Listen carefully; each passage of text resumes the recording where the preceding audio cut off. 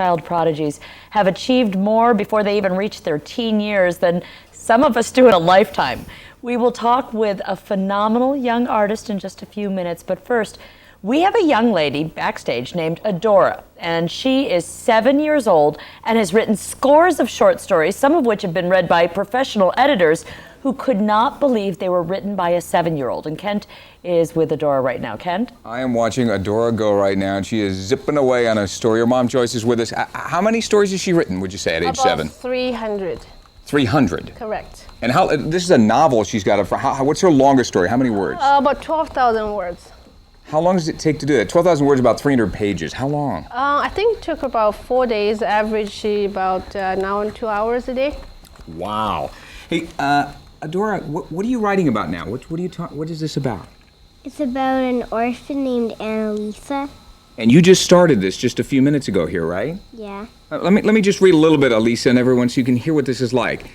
Annalisa, once there was a girl about 12 or 13 years old who lived in England. She was an orphan, but an heiress of a large fortune and much land, and every young bachelor in the country desired to have her as their future wife. And we're going to give you a little more of the story in a moment. You've actually done some TV, haven't you, besides Northwest Afternoon? Where did you go? I went on Good Morning America. Was that fun? Yeah, really fun. What did you like best about it? I think I like typing up the story. So when does she start typing in the morning? About 9 o'clock after breakfast.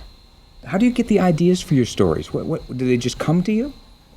Well, I think that sometimes I think them up when I'm just sleeping or when I'm walking a walk or something. So they just come to your mind? Yeah. Okay, I want to interrupt you now. What I want you to do is go ahead and keep working on this story. You got a couple of paragraphs into it, and as we get going, we'll check back and see how the story's going, too. Back to Alisa.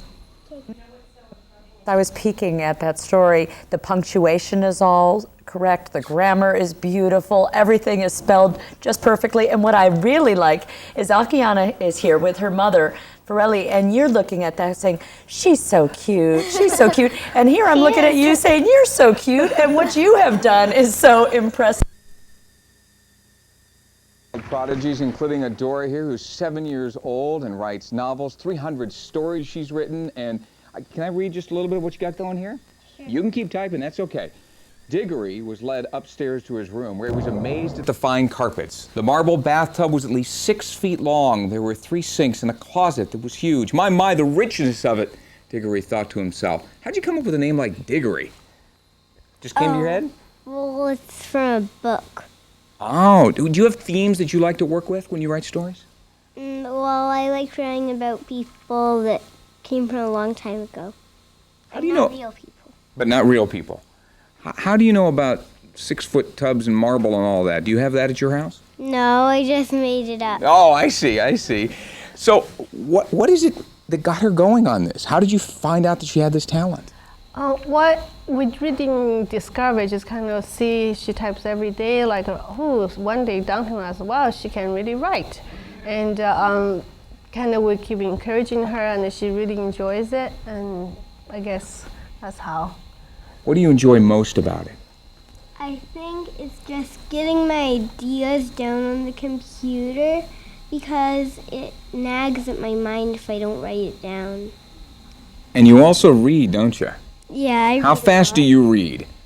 I think about maybe 60 words a minute, maybe. I think your mom thinks it's more than that. How much? About 550 words. 550 words a minute? Yeah. So how long does it take her to read a book? Well, usually she reads about 2 or 3 books a day, and it doesn't take very long at all because I'm always pushing them, finish it, get it down, we're gonna do something else. So do you go to do you go to school? You must blow away the kids. Does she go to school? Well, I set up a kind of a small school for them, and also neighborhood kids called Seeds of Learning. Mm-hmm. And they go to school class, regular classes in the afternoon, about 2 hours, and most of the day they're just free to do what they choose to do. She have brothers and sisters? She has an older sister who's very much into music, so she practices her piano and violin, and she just types on a computer. That's called our routine. So you've sort of carved out your own territory. You handle the writing, right? Yeah. And she does the music? Yeah. Yeah. So what do you hope? What would you like to do someday? Do you want to write novels for a living? Yeah. and maybe be a teacher. A teacher. That's wonderful. And what would you like to see your daughter do? I guess whatever she chooses, and I think she will do very well, and she's happy doing them. That's wonderful. Well, you can just keep on typing there. Elisa, go ahead. It's yours. You know, does she ever play video games on the computer or watch Do you ever play TV? video games? Do you ever play video games? No way. Are you kidding me? We got a story to write here. I had a feeling, just checking. What's wrong with you? Okay.